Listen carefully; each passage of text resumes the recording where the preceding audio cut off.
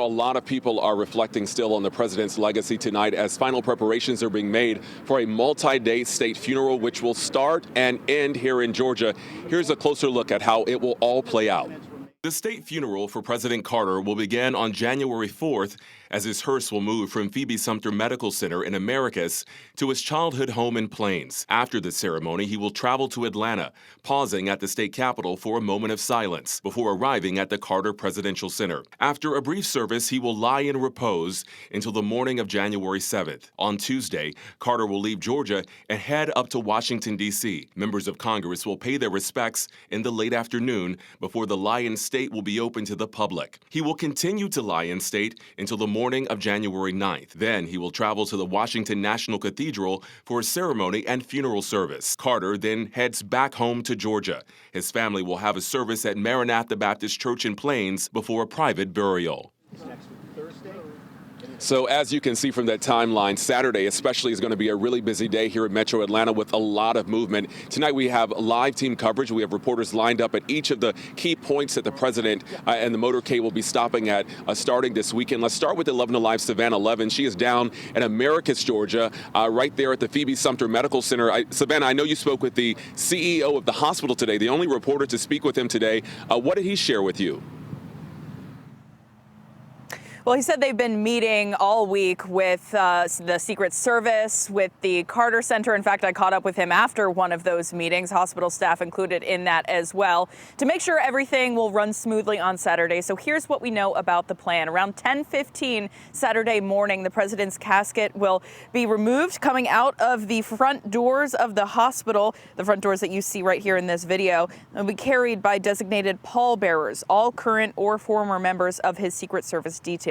The casket will be loaded into the hearse and will depart here for his boyhood home near Plains. That's all expected to be done within a span of 20 or 30 minutes. Now, we know this is currently the resting place for President Carter, and it's fitting. Both Mr. and Mrs. Carter have been patients here many times over the years, including when President Carter first went into hospice care. They've also been longtime donors to and advocates of this hospital, helping to rebuild the facility that we see today after the campus was decimated in a tornado back in 2007.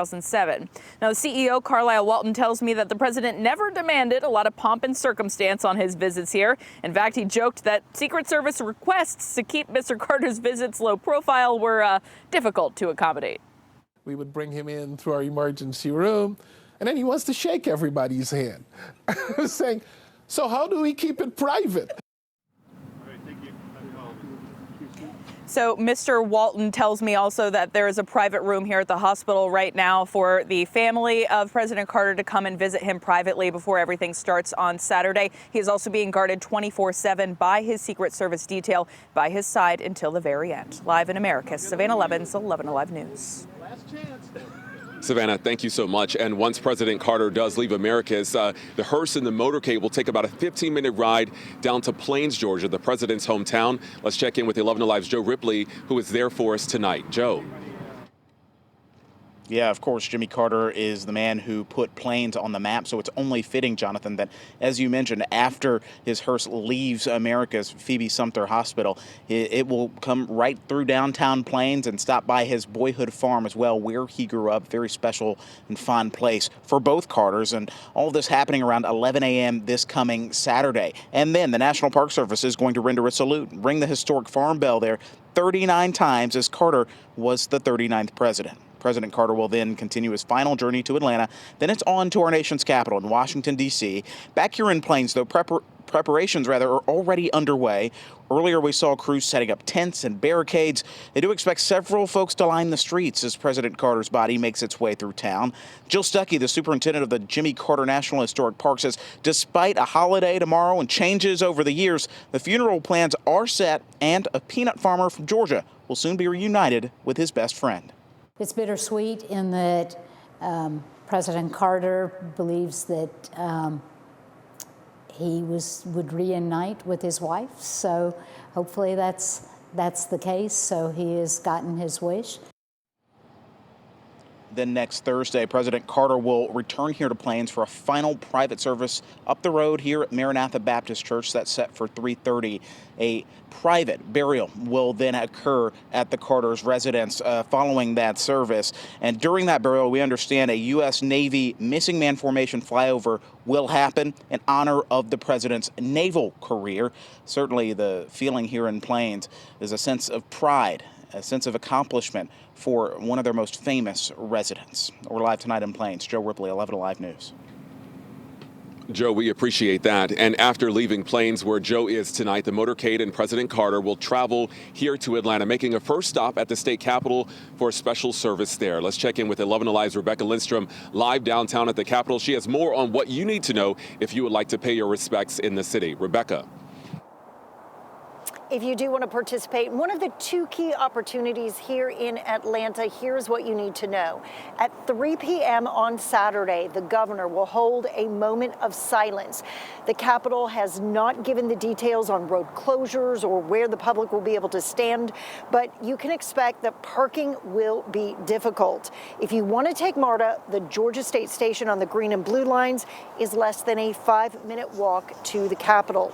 The late president, as you mentioned, will then travel to the Carter Center. The public, though, will not be allowed in until 7 p.m. that night.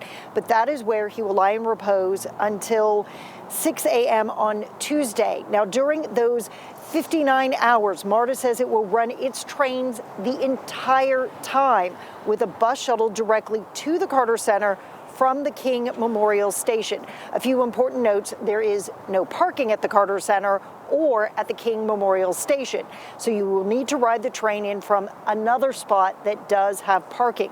Once you are at the Carter Center, keep in mind you will have to go through security, so only bring what you need to expedite the screening process and be prepared to wait in line. I am told there will be other places along the motorcade route as Mr. Carter is kind of coming into Atlanta or being sent to Washington, D.C., but the details on where people will be able to stand along that route will not be released until the day before each of those events for security reasons. Don't worry, we are asking the questions, we are gathering the information, and we will be sure to provide it to you here on 11 Alive and 11alive.com. Live now at the Capitol, Rebecca Lindstrom, 11 Alive News.